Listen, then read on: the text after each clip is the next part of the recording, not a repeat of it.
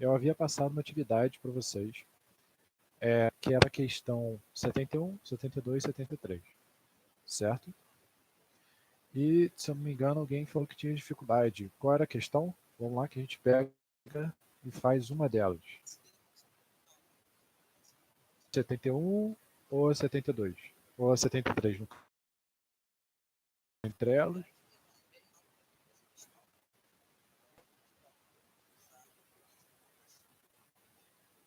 Show. Vamos fazer o seguinte, então. Vamos fazer 73, que aí a gente dá continuidade com a matéria. Beleza? Lembrando que lá no Google Classroom, vocês têm que mandar atividade para mim, que ela vai até semana que vem, tá? Todas as atividades que eu estou lançando tem um... quem já me mandou pelo WhatsApp, de boa. Mas quem não mandou, manda por lá. Vamos começar... A ideia é que fique concentrado lá, porque eu consigo ter uma noção melhor, quem está fazendo, quem não está fazendo. Eu tenho um controle melhor do que sair mandando um monte de foto no WhatsApp, aí complica tudo. Então, vamos ver a questão. A questão é o seguinte. O corpo A e B tem massa de 1 kg e 3 kg. O corpo C, pendurado pelo fio, tem massa de 1 kg.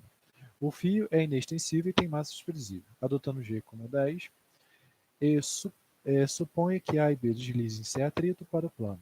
Então, calcule o modo de aceleração e a intensidade da força que o corpo exerce em A. Então, enquanto eu copio aqui o desenho, mandem as atividades lá para a plataforma, porque todas as atividades lá, embora eu não diga que não tem nota, elas valem nota. Porque aí a única questão é o valor delas. Porque aí, através daquelas atividades, eu consigo ter um parâmetro de qual seria a nota mensal, bimestral de vocês. Ou seja, se a gente faz aí 10 atividades, eu posso botar cada um valendo 10 pontos. Se a gente faz aí 5 atividades, eu boto aí cada um valendo 20 pontos. Né? Então, a ideia do valor da nota vai depender exclusivamente da quantidade de atividade que vocês fizerem. E também dá para dar um parecer, assim, digamos que, sei lá, na terceira atividade todo mundo foi bem pra cacete, mas na segunda o pessoal foi mal. Então eu posso aí dar uma olhada direito e às vezes na segunda questão eu boto lá 10 pontos, boto 30, né? Algo parecer aí, só para a gente ter um parâmetro melhor, para fechar essa nota do bimestre, né? Então, não esqueçam de mandar as atividades exatamente para lá, tá bom? Então, referente aqui ao nosso exercício, ao 73, vou botar aqui bonitinho, a gente tem ali 3 corpos, e nesses 3 corpos temos cada um com uma massa diferente, 3 e 1 kg, e o que acontece ali? Ele pede aceleração do corpo. Então, o primeiro passo, para a gente poder resolver, a gente identifica o quê? Quais são as forças que atuam nesse sistema. Então, vamos lá. As forças que estão atuando nesse sistema vão ser o seguinte. A gente tem ali a força peso, que vai atuar em todos os corpos, lembre-se. Todo corpo que tem massa tem uma força peso. Então, peso de A, peso de B. Tanto A e B estão pressionando o chão para baixo. Logo, eu vou ter essa normal aqui para cima. E sem contar o quê? Esse C ele está sendo puxado para baixo e a corda está sendo puxada para cima. Então, eu vou ter um T aqui. Só que olhando pelo desenho, essa corda ela está acoplada em 2. Em A, desculpa. Então, essa atração ela vai entrar aqui em A. Fora isso, eu vou ter também a interação entre cada um deles, ó, que eu vou chamar de um T2. Então, vamos lá. Primeira regra era, identifica todas as forças. Segunda regra, imagina que todos os corpos é um só e calcula lá o F igual a MA. Então, se a gente pensar aqui no sistema, qual é a única força que está gerando esse movimento? Ou seja, se eu deixar o bloco A aqui parado, ele vai continuar parado. Se eu deixar o bloco B, ele vai continuar parado. Quem está puxando todo o meu sistema é exatamente quem? A minha força BC. É esse cara que gera o movimento. Então é literalmente como se eu tivesse um bloco A, B e C, e a única força com que está gerando esse movimento é o peso de C. Então, a gente tem lá, pela equação F igual a ma, quem vai ser essa força? O peso de C. Quem vai ser a massa? É a massa de a massa de B, a massa de C. Então, nesse caso, ele é 1, 3 e 1. Né? Estou somando aqui as massas. Vezes a aceleração. Quem é o peso de C? É a massa vezes a gravidade, ou seja, o peso de C é 1, vezes 10, que é a gravidade, então ele vai dar 10. Beleza, então 10, 1 mais 3 mais 1, eu tenho 5, então minha aceleração vale 10 dividido por 5, 2.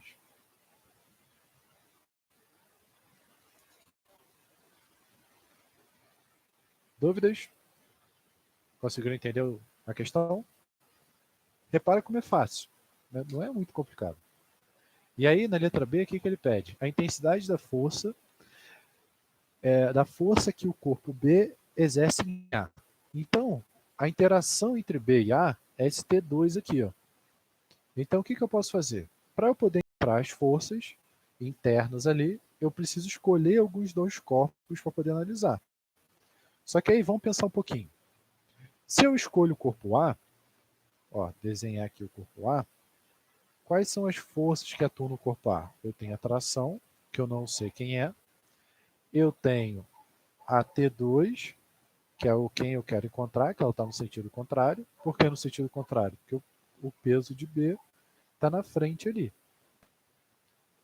Eu tenho a normal e tudo. E a normal e o peso. Então, o que gera movimento são essas duas aqui. Ó. Só que eu não tenho nem T1 nem T2. Então, não é uma boa começar por eles.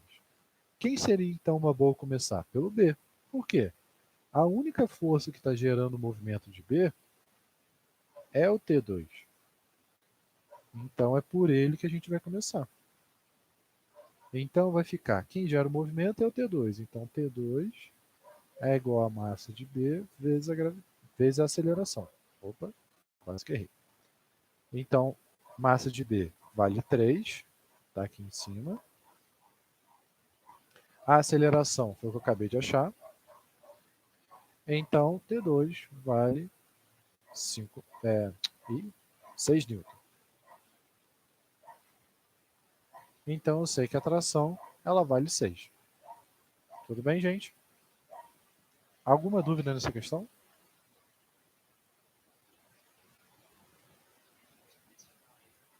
Eu só multipliquei 3 vezes 2.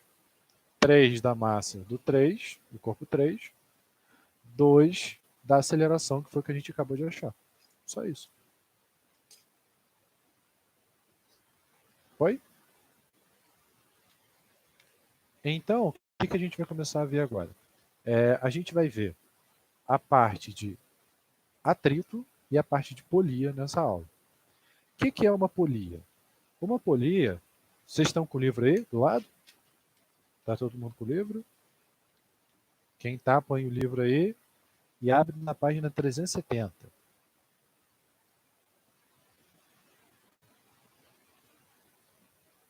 Então, qual é a ideia de polia? A polia, ela nada mais é do que um direcional da tensão.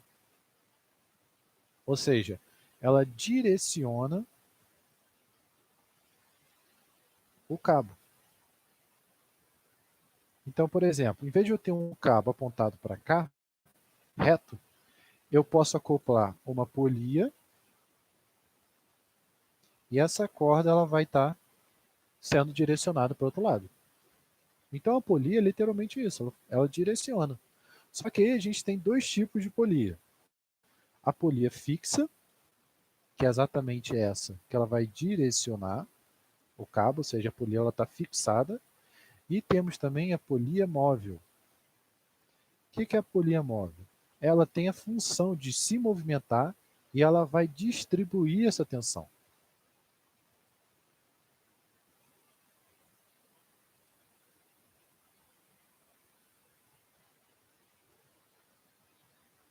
Por exemplo, vamos fazer a questão P75, tudo bem? Então, questão P75 aí, para a gente poder fazer. Vamos fazer agora. E ela fala o seguinte, ó. As figuras mostram dois arranjos A e B. Então, deixa eu desenhar os arranjos primeiro.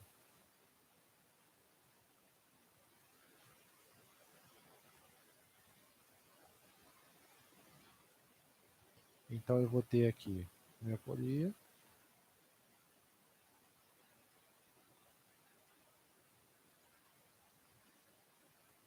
E aqui eu tenho a outra polia.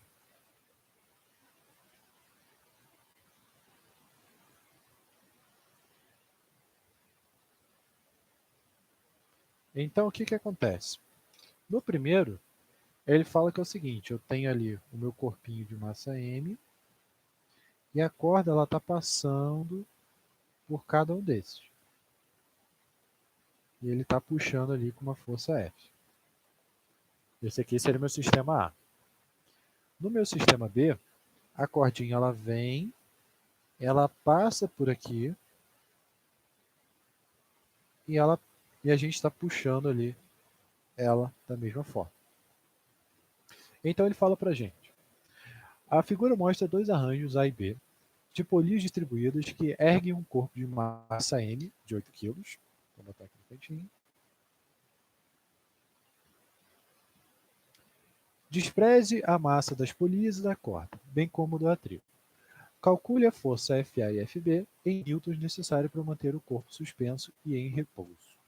Então ele tem ali uma força FA que está sendo exercida por esse cara e uma força FB.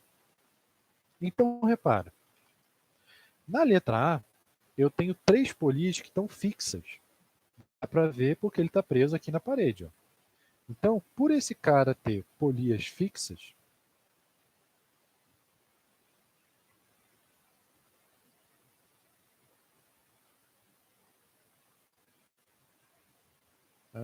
ficou um pouquinho falho, né? Deixa eu ver se eu arranjo mais alguma coisa mais uma cor melhor. Acho que agora vai. Então, o que acontece? Por eles serem polias fixas, a grande função das polias é exatamente distribuir, direcionar essa força. Não sei se eu lembro, mas eu acho que eu passei um exercício para vocês, que era assistir um desenho. Foi para vocês que eu passei? Uma animação? Não, acho que foi para o manual. Então, basicamente o que era? Ele utilizava esse sistema de polias e ele conseguia distribuir as forças. Então, por exemplo, olhando aqui para o FA, eu vou ter que ó, a corda ela vem por aqui, desce, vem e vem por aqui. Então, a mesma força que eu estou tendo nesse cara é a força que eu estou aplicando. Então, a força de A é literalmente o peso do corpinho ali, ó, que é esse peso aqui, ó, que é exatamente quanto? 8 vezes 10, 80. Tudo bem? Conseguiram entender? Tá dando para enxergar com a caneta? Tá, gente? Então, tá, beleza. Então agora vamos olhar essa outra aqui, ó, que eu tenho polias fixas, mas eu tenho um cara que é uma polia móvel. Ou seja, para que serve essa polia móvel? Repara, quando eu puxo com essa corda aqui, qual é a tendência? A tendência é essa corda encurtar. Nisso que essa corda encurta, essa polia ela vai se movimentar para onde? Para cima. Então, acontece o quê? Se eu puxo, por exemplo, 2 metros de corda, ela vai diminuir 2 metros, ou seja, olhando para a polia, ela vai fazer o quê? Ela vai andar 1 metro para essa corda, 1 metro para outra. Então, qual é a grande sacada da polia? Como ele está preso aqui no peso, ó, eu tenho essa massa, ela está sendo distribuída por esse lado e está sendo distribuída por esse lado. Então, na verdade, esse mesmo peso, ele está dividindo a carga por metade, metade. Ou seja, metade do peso que viria para cá está sendo preso na parede e a outra metade do peso está vindo exatamente para essa força. Então, a grande sacada de uma polia móvel é que a polia móvel você consegue diminuir essa força aplicada. Então, em vez de você aplicar uma força exatamente igual, você vai aplicar exatamente uma força que é metade do peso. Só que qual é o lado ruim disso? Ela vai precisar o quê? Do dobro do comprimento. Ou seja, se eu tenho uma polia e eu utilizo 2 metros de comprimento e puxo esses 2 metros, essa polia aqui, essa rodando, ela vai aumentar só 1 metro. Ou seja, eu vou precisar de um comprimento muito grande, né? Se a gente for pensar, por exemplo, naquelas polias que tem para poder levantar carro, guindaste, essas coisas, é mais ou menos um sistema parecido. Ou seja, através de um sistema de roldanas, eu consigo dividir esse tipo de polia. Pegaram a ideia? Pegaram a ideia, gente? Foi? Beleza. Então, para cada polia móvel, eu vou distribuir a tensão pela metade.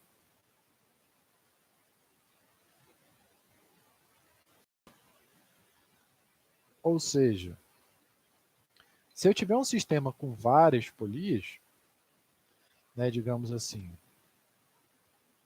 eu tenho aqui uma polia em que ela vai estar presa. Deixa eu ver como que eu vou fazer meu desenho. Eu sempre me embolo nesse sistema de polia.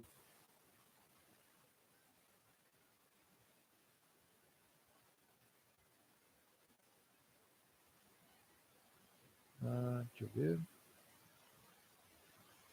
Esse aqui. Ó. Então imagine que eu tenha o seguinte desenho. Esse aqui está fixo. Aí eu tenho aqui um outro e um outro. Então, eu vou ter aqui o meu corpo com massa M. E desenho mal. Esse aqui fica preso aqui.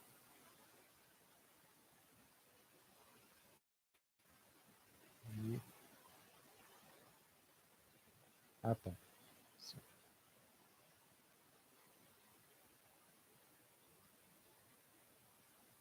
Opa. Não sei se deu para entender. Deixa que eu vou desenhar de novo. Vai ficar melhor.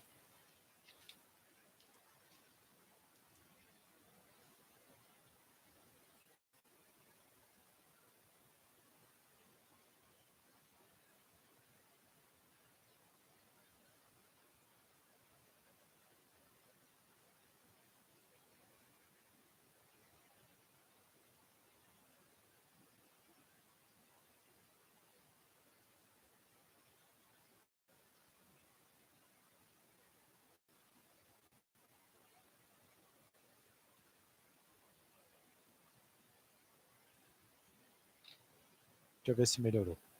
Então, qual é a ideia ali? Ó? Eu vou ter exatamente 3 polias que são móveis. E dessas 3 polias, elas estão presas a um cara com uma massa M. Então, qual é a ideia? Essa polia aqui é fixa, então ela não vai ter nenhum efeito. Já essa polia móvel aqui, o que ela vai fazer? Quando eu puxo essa corda, a tendência é essa polia vir para cima. Né? Porque eu estou encurtando essa corda aqui. Estou encurtando ela. Nisso que eu estou encurtando, ó, eu tenho que a força com que eu estou aplicando nela está sendo distribuída. Ó. Então, por exemplo, aqui eu vou ter uma carga que ela vai ser metade do peso, que vai ser distribuída para cá. Quando essa carga vem para cá, eu vou ter o mesmo processo. Ela vai ser distribuída pela metade, então eu vou ter 1/4 dela. E aqui eu vou ter um processo. Ela vai ser dividida e ela vai para 1/8. Deu para conseguir entender pelo desenho? Ou seja, Utilizando várias polias móveis, eu consigo aplicar uma força menor do que essa força que seria o peso do meu corpo. Só que qual o lado ruim disso? Olhando pelo desenho, já dá para reparar o quê? Se eu puxar essa corda, isso aqui vai andar muito pouco, né? Isso vai andar muito pouco, vai levantar muito pouco. Ou seja, quanto mais polias eu utilizo, menos força eu preciso, só que aí, por consequência, menos meu corpo vai se deslocar. Então, se eu quero fazer, por exemplo, um sistema para poder levantar um carro, se eu utilizar vários desses sistemas, eu consigo levantar o carro na mão, no muque, né? Porque eu vou distribuir tanto essas forças que eu vou ter que levantar ali 10 quilos, 20 quilos. Ou seja, eu vou cair tantas vezes lá pela metade que eu vou chegar no sistema desse. Só que aí qual é o grande problema? Eu vou precisar de tanta corrente, né? Tanta corda, que esse carro ele vai levantar muito pouco. A não ser que eu tenha um comprimento muito grande desse cara, mas mesmo assim, mesmo que eu tenha um comprimento muito grande, eu tenho que puxar muito essa corda, ou seja, vou ter que puxar lá 4, 5 metros de corda para o carro levantar 30 centímetros, 20 centímetros. Né? Meio complicado. Mas o sistema de polias ele funciona assim, ele consegue distribuir essa força por N polias que a gente tem. Só que lembrando que isso só vale para uma polia móvel, tudo bem? Se a polia for fixa, você não distribui a força, você só direciona ela. Dúvidas sobre essa parte?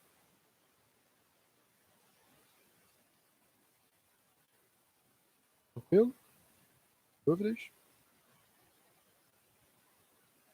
Beleza. Então, vamos lá. É aqui que a gente vai começar a ver a partir desse exercício, a partir do próximo capítulo. Né? Agora a gente vai exatamente para o capítulo onde a gente vai ver atrito. Então, que é o capítulo 4. A ideia do capítulo 4, né, a gente vai ver a parte ali, ele começa a falar sobre atrito. Deixa eu abrir ali. Vai ser a página. Abre aí, página 390. Eu já estou pegando aqui, já estou escolhendo quais os exercícios a gente vou cobrar para a próxima aula. Então, o que significa atrito? Atrito ele está associado ao movimento. Por exemplo, se eu for pegar dois objetos, minhas mãos, por exemplo, e colocar uma de contato com a outra. Não sei se dá para ver pela foto, mas as minhas mãos não são totalmente retas. Ou seja, existem algumas ranhuras nas minhas mãos. A mesma coisa vai acontecer, por exemplo, com esse objeto. Ó. Por mais que eu coloque um lápis, um pilô aqui do lado do outro, e embora ele pareça reto, na verdade ele não é reto. Ou seja, a superfície de contato dele é como se fosse uma rugosidade. Ó. É como se fosse algo mais ou menos assim. Ó. Então, o que acontece? Por ele ter esse desnivelamento, quando eu coloco um objeto em cima do outro, é como se ele criasse como se fosse tipo um dente. Ó. Então, a minha mão está aqui, ó. No momento que ele toca, é como se ele fizesse isso aqui, ó. Juntasse, faz tipo uma engrenagem. Então, para eu poder fazer com que esse corpo se movimente, eu preciso quebrar essa engrenagem. Deu? Tá dando mais ou menos para entender? Isso aqui é a observação de dois objetos.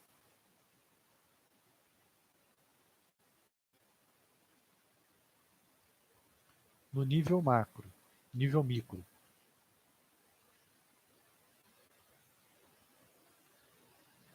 Então, esses objetos, eles vão ter essa rugosidade, independente de qualquer objeto que você venha a ter. Tipo, você pode pegar, sei lá, um objeto e alisar ele, deixar o mais liso possível. Ele vai ter essa rugosidade, tudo bem? E acontece o quê? Nesse processo de rugosidades, a gente está falando de coisa de átomos, né? Pensa, esse átomo aqui em cima, ele é muito mais instável do que um átomo aqui no meio. Por quê? Pensa ali, por exemplo, no átomo de carbono. O átomo de carbono ele faz 4 ligações químicas. Então, esse cara que está aqui embaixo, ele vai estar conectado com os 4. Mas esse cara que está aqui em cima, ele não vai ter esses 4 elementos para conectar. provavelmente algum deles vai estar falhando. Então, esse átomo ele vai estar na iminência de fazer uma ligação química. Então, por eu ter um átomo instável, ele vai fazer o quê? Vai fazer uma ligação química.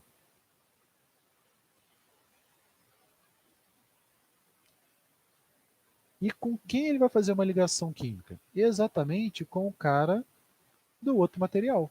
Então, quando eu conecto ele, não só o fato de eu ter essas ranhuras, é como se eu tivesse uma ligação química de um material com outro material. E isso vai fazer com que ele se torne muito mais rígido. Ou seja, por isso que para eu poder movimentar algum objeto, vai ser difícil. Exatamente porque eu vou ter essa aderência, essa conexão. E a cola, por exemplo, quando a gente passa o super bond, quando a gente utiliza aquela cola de madeira, como que funciona a cola? A cola funciona exatamente nesse processo.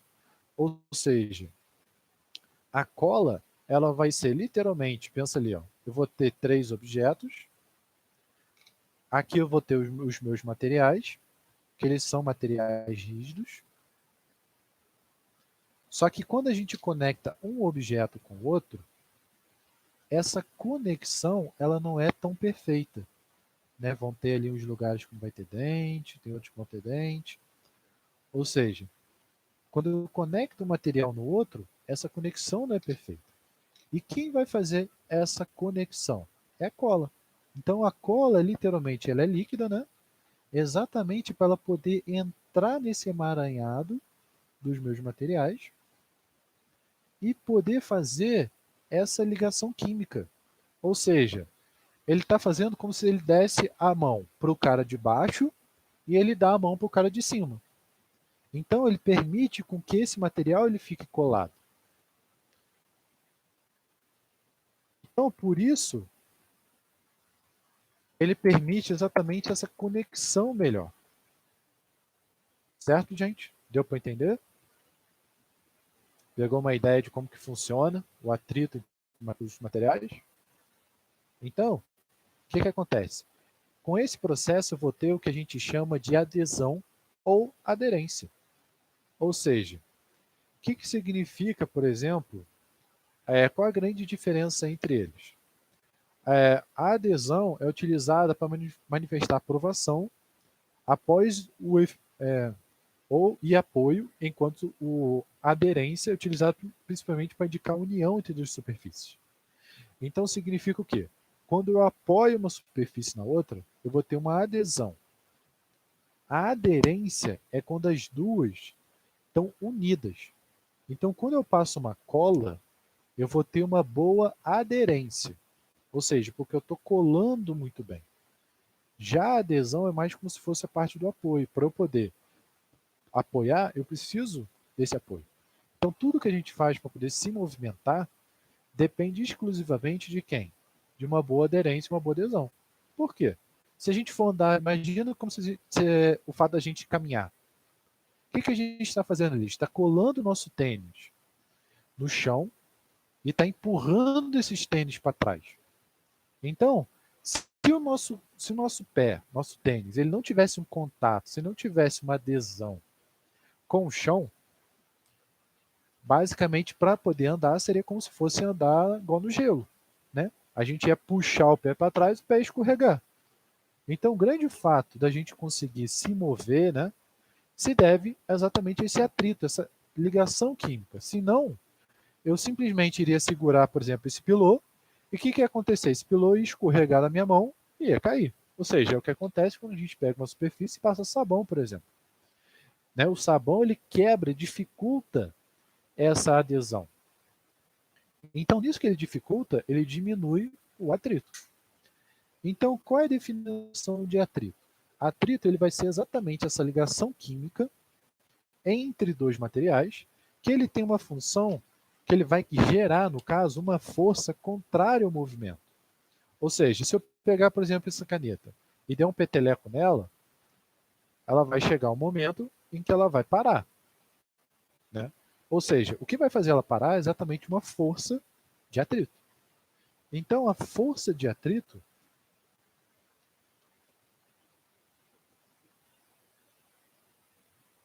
ela é literalmente uma força que ela é contrária ao movimento.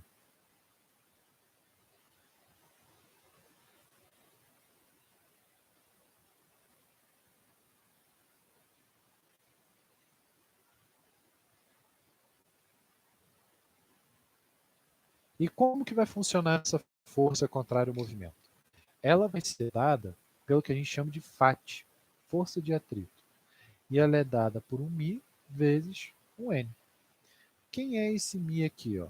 Esse μ é o coeficiente de atrito.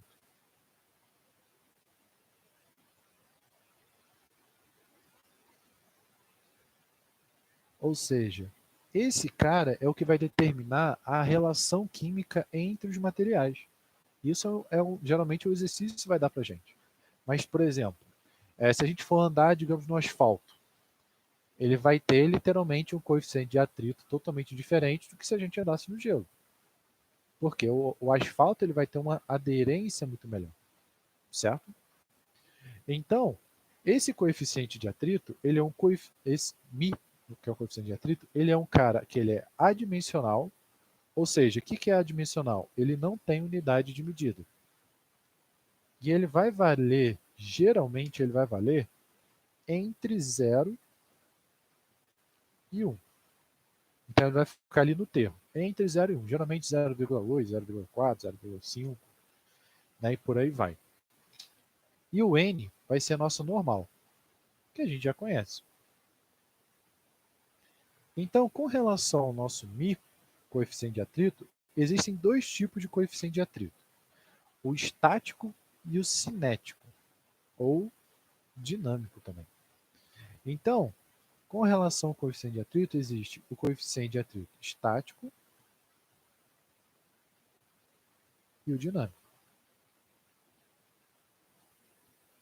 Bom, o que acontece com eles? O atrito estático a gente chama de Y, ME, e o dinâmico D. O estático é exatamente aquele início, quando ele está parado. Então, quando eu estou com o meu corpo parado, isso me dá o quê? Me dá muito mais tempo de ocorrer aquela ligação química entre os materiais. Então, ela vai ser muito mais forte do que o dinâmico. Ou seja, o dinâmico é depois de quando está em movimento. Então, embora esteja em movimento, vai estar ocorrendo sim uma ligação química, só que essa ligação química é muito mais fraca.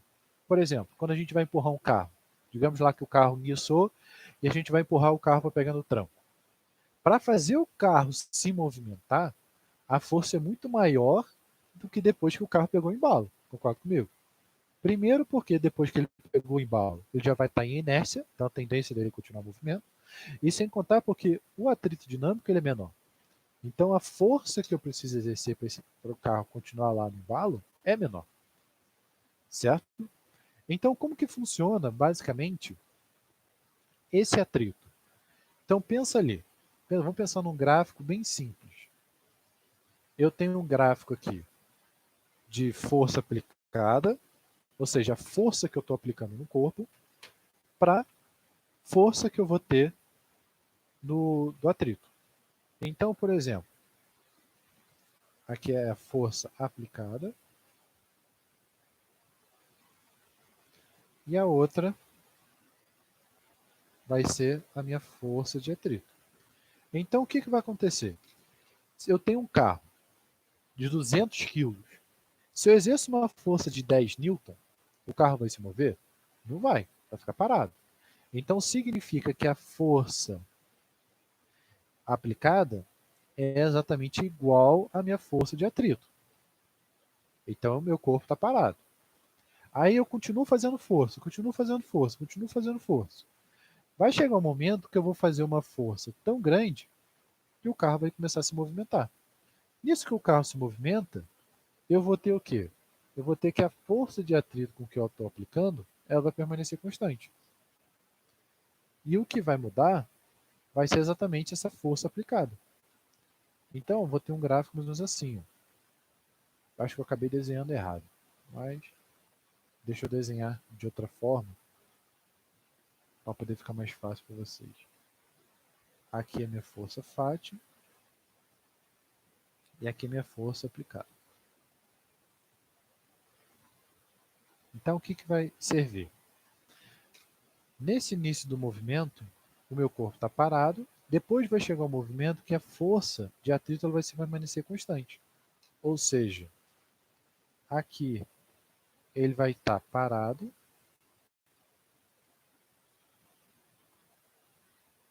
então nesse caso eu vou ter meu atrito estático. Depois o que vai acontecer? Conforme eu aplico essa força aqui, eu vou chegar ao meu atrito dinâmico. Só corrigindo aqui o gráfico, porque primeiro eu preciso chegar no nível bem alto dessa força de atrito. Depois que eu cheguei no momento bem alto dessa força de atrito, aí sim o meu coeficiente de atrito dinâmico começa a atuar e ele vai ser menor do que esse cara. Deu para entender, mais ou menos?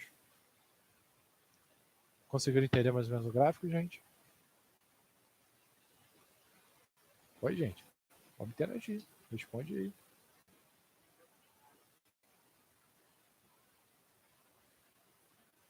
Fala. Fala para mim.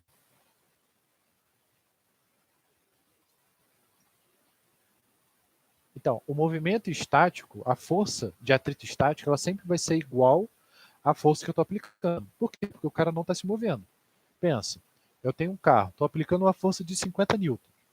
Por que o carro não se move? Porque tem uma força contrária de igual valor, mas sentido contrário, lembra? Terceira lei de Newton. E quem vai ser essa força? A força de atrito. Então, vai chegar um momento que eu vou aplicar uma força tão grande que aí sim ele vai começar a se mover.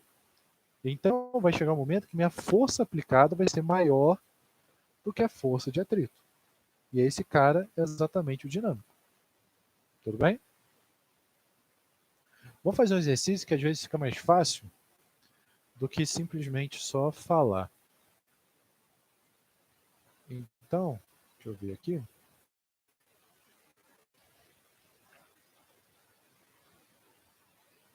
Vamos fazer.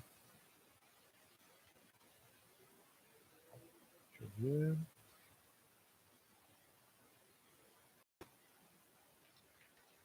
Nossa, quase não tem exercício. Tem.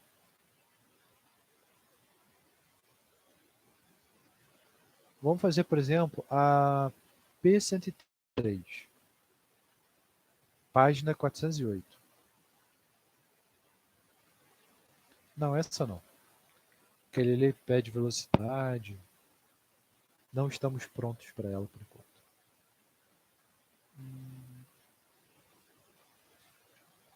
Quero ver se eu acho uma questãozinha mais simples. Que não seja tão complexo. Tá difícil de achar. Tá, eu creio. Já que é assim, vamos lá. Imagina o seguinte caso. Ih, rapaz. Minhas folhas acabaram. Então imagina o seguinte caso. Eu tenho ali um bloquinho que ele está apoiado no chão e ele está sendo puxado por uma pessoa por, sei lá, 200 newtons. E eu quero saber a aceleração. Então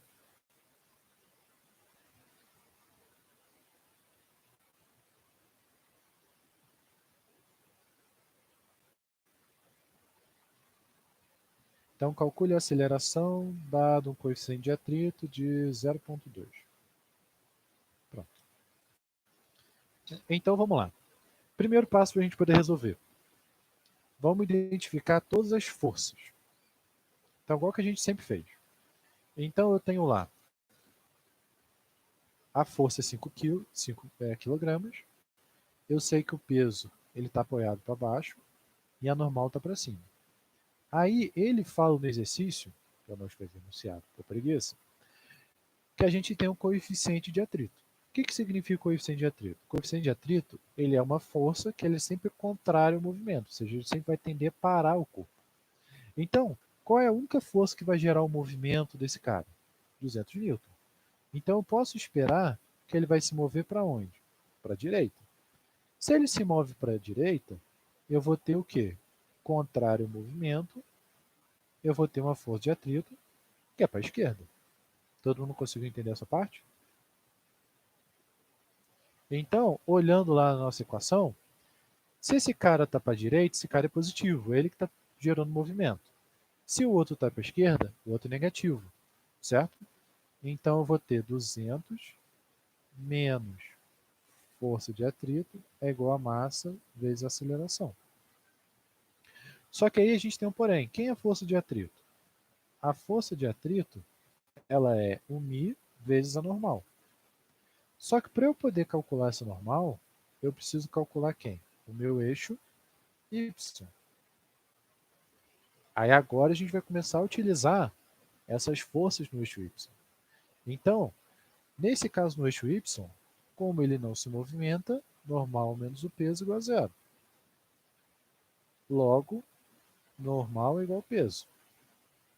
O peso dele é exatamente quem? Massa vezes a gravidade, 5 vezes 10, 50. Então, quem é a minha força? Fala. Se ele estiver no plano. Se ele estiver assim, ó, no plano, a normal vai ser igual ao peso. Por enquanto a gente vai fortificar bastante isso para depois a gente começar a ver plano inclinado, que aí já é um negócio assim, ó, que o bloquinho começa a descer naturalmente. Aí a gente tem que mudar um pouquinho. Mas, por enquanto vamos fortificar isso. Então quem vai ser minha FAT? Minha FAT é o μ, que é o 0,2, vezes 50. Então, fazendo ali 0,2 vezes 50, a gente tem 10, ó. Mostrando o cantinho ali, ó. 10. Então vamos lá. Eu sei que minha força de atrito ela vai valer 10 newtons. Então agora eu consigo resolver a minha questão. Então vai ser 200 menos 10 é igual a 5 vezes A. 190 é igual a 5A. A é igual a 190 sobre 5. Então, eu vou ter o seguinte, 190 dividido por 5, 38.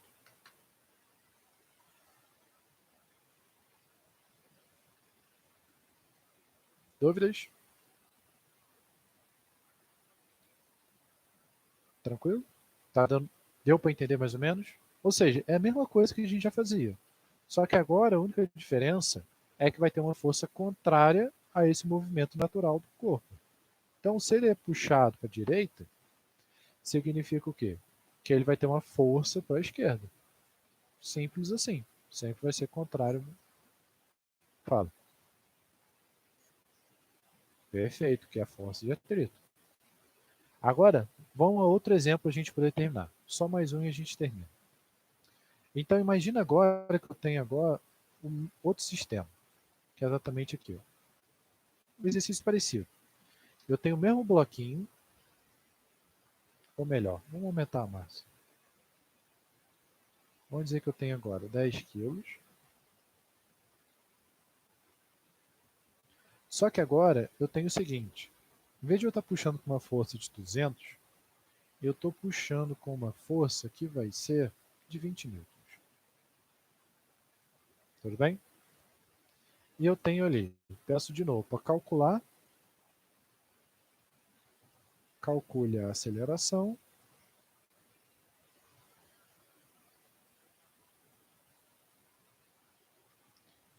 Dado um coeficiente de atrito agora de 0,5. Então vamos lá.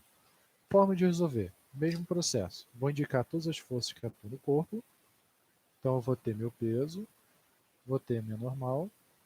Se esse corpo se movimenta para a direita, porque a única força que atua é para a direita, a força de atrito ela vai estar para a esquerda.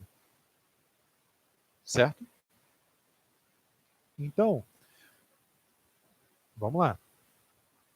Eu sei que no meu eixo y, normal menos o peso igual a zero, normal é igual ao peso, que é igual a quem? A massa vezes a gravidade. Então, meu peso, vou botar um pouquinho mais por cima, é igual a 10 vezes 10, 100. Então, eu já sei que minha força de atrito, ela vai ser μ vezes a normal. Então, ela vai ser 0,5 vezes 100. Minha força de atrito, ela vai dar 50 N. Então, fazendo lá, eu vou ter 20 menos força de atrito é igual a massa vezes a aceleração. 20 menos 50 é igual a 10 vezes a aceleração, menos 30 é igual a 10 vezes a aceleração.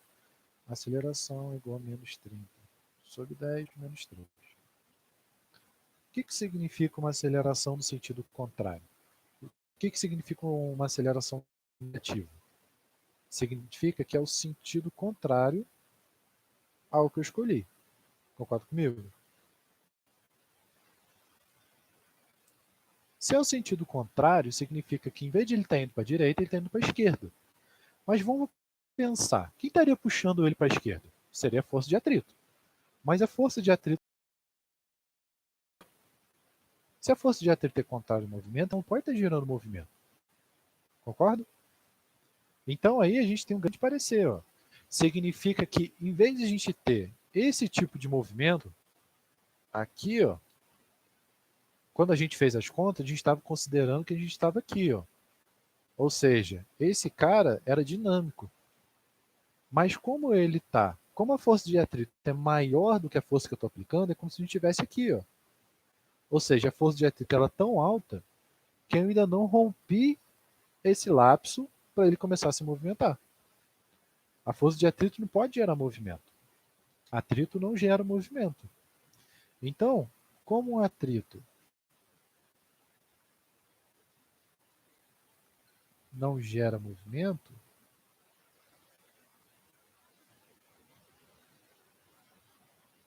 eu vou ter o quê? Que esse cara está em movimento ou ele está parado? Ele está parado, né? Então, qual vai ser a resposta da aceleração? Ela vai ser zero. Por que ela vai ser zero? Porque eu não tenho movimento. Não tem como eu ter uma única força puxando para a direita e ele está indo para a esquerda. Não existe isso. Então, significa que, na verdade, o quê? Essa força ela não é suficiente para romper a força de atrito. Então, esse cara não vai ter movimento. Conseguiram entender?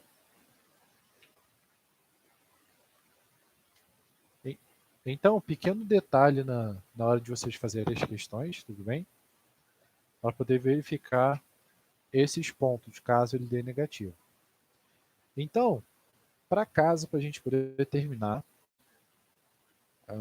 peraí, vamos ter aí, vou botar aqui no cantinho. Ó, temos o exercício, página 370, P.74.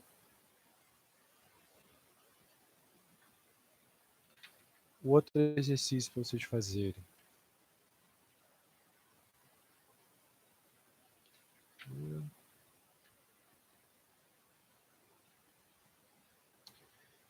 Página 388, T.63, que é referente à parte de polia, essas duas questões. E com relação ao atrito,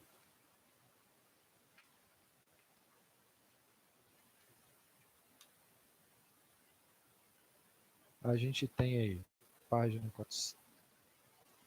400, P.98,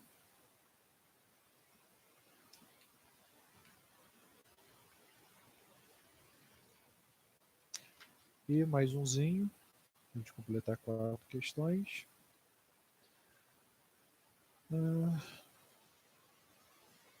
414 T.71. Essas 4 questões aí. Eu vou mandar escrito lá para vocês bonitinho, tudo bem? Dúvida, gente? Tranquilo? Então, é isso aí. Aplica qualquer coisa, manda para mim lá. Lembrando, mandem atividade no Google Classroom. Prazo de 15 dias para a entrega das atividades, tudo bem? É por lá que eu vou ter o parecer da nossa nota. Certo, gente? Então, ficamos por